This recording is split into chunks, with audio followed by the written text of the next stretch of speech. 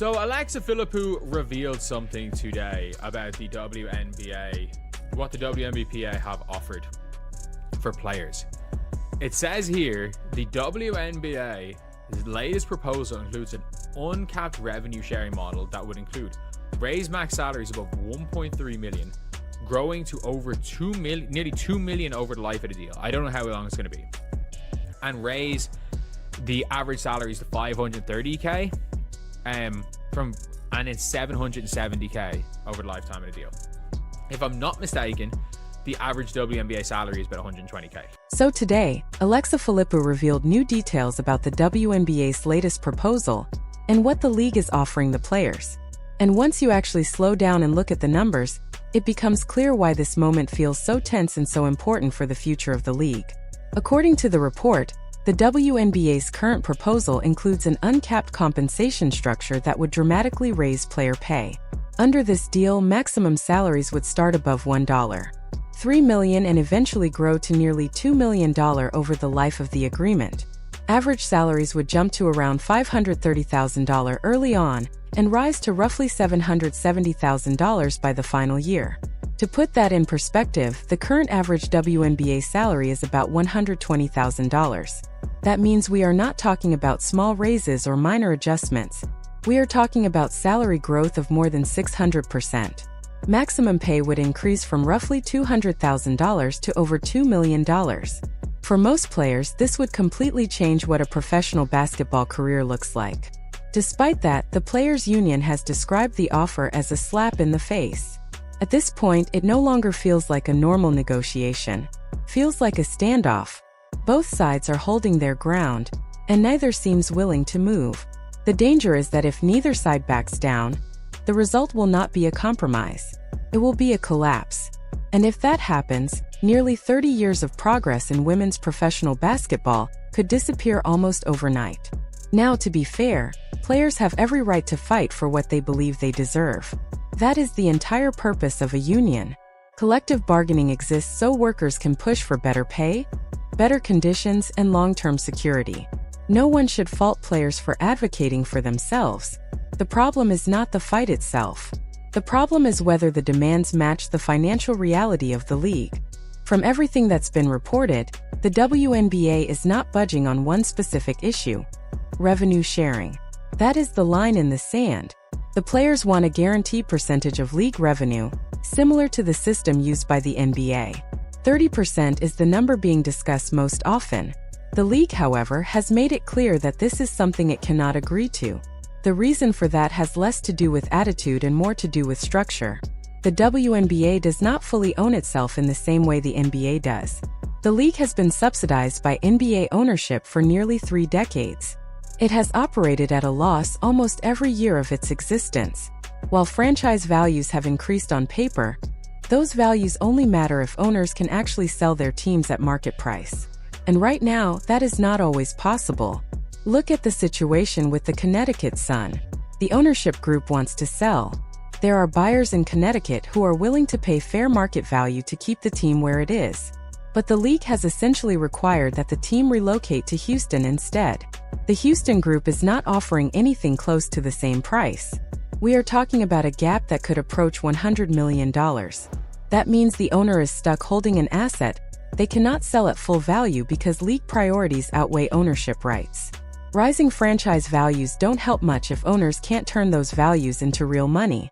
And that becomes a serious issue when players demand guaranteed revenue sharing on top of that. If the league agreed to the revenue split the players want, it would almost certainly guarantee operating losses for the entire length of the current television deal, which runs more than a decade.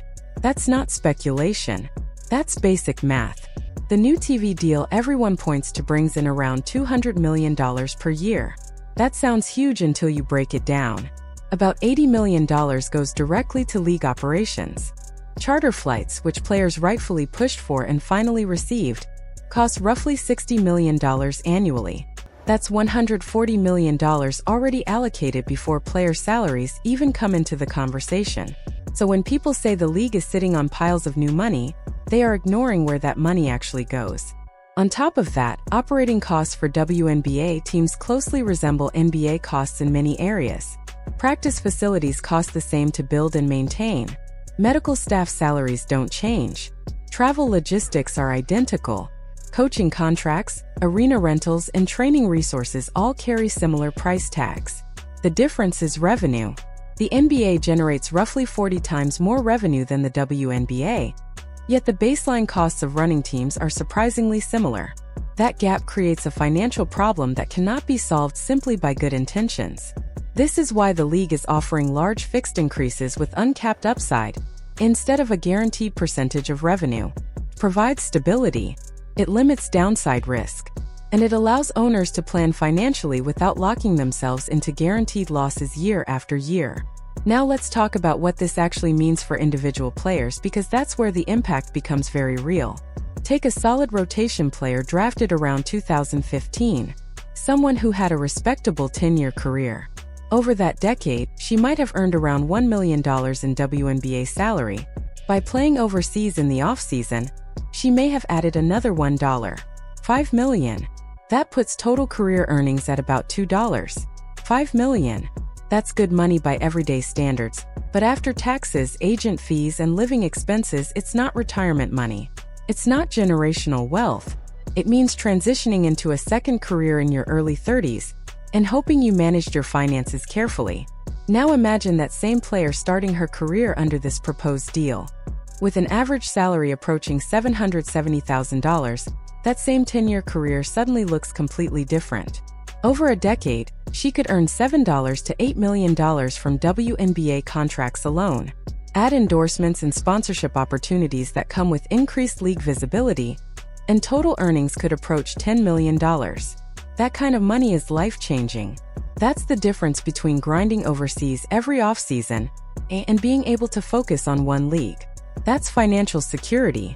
That's the ability to retire early if you're disciplined. That's sending your kids to college without debt. This is why so many people struggle to understand how a 600% pay increase can be described as disrespectful. From a labor negotiation perspective, the player's stance makes sense. You push hard. You aim high. You leverage momentum. That's how unions operate. But that strategy only works if your leverage is real and sustainable. And this is where the risk becomes enormous. A strike in this league does not simply pause things for a season. If there is number 2026 season, there may not be a 2027 season either. Owners who have been absorbing losses for decades will look at a year of zero revenue paired with ongoing expenses and ask a very simple question. Is this still worth it? Some will decide the answer is no. And it doesn't take all of them. It only takes a few. This is where social media conversations often drift away from business reality. Yes, viewership is up. Yes, Caitlin Clark brought unprecedented attention to the league. Yes, attendance records were broken and media coverage exploded. All of that is true. But attention does not automatically equal profitability. The league is still operating in the red. Revenue sharing works in the NBA because the revenue pool is massive and consistent. In the WNBA, tying salaries directly to revenue percentages introduces extreme risk. If revenue dips one year, the salary cap drops. Players respond by gaming the system with short contracts or locking in deals at the wrong time. Teams get trapped with payrolls they can't manage. One bad year could destabilize everything. This is why the league prefers fixed increases with uncapped upside. It gives players massive raises while keeping the system manageable. It is not perfect, but it is designed to keep the league alive. If these negotiations fail, everything disappears. The projected salaries vanish. The career paths vanish. The idea of a stable, well-paid professional women's league in the United States vanishes.